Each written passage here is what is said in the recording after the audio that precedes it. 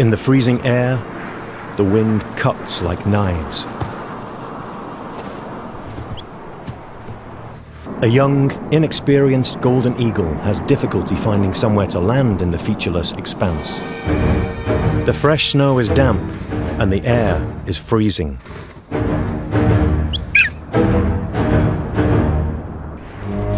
More snow collects in the eagle's feathers with each failed attempt to land.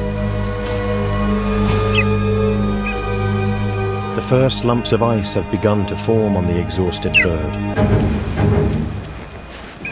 Instinctively, the eagle reacts to the danger. It makes its way into a tree. It would probably not survive a night on the cold, icy ground. The weather turns, and a storm gathers. The young eagle has no choice but to wait it out. Golden eagles can usually withstand temperatures down to -30 degrees Celsius, thanks to their layers of downy feathers. Unfortunately, the ice in its outer feathers and the harsh weather conditions prove extremely challenging for the young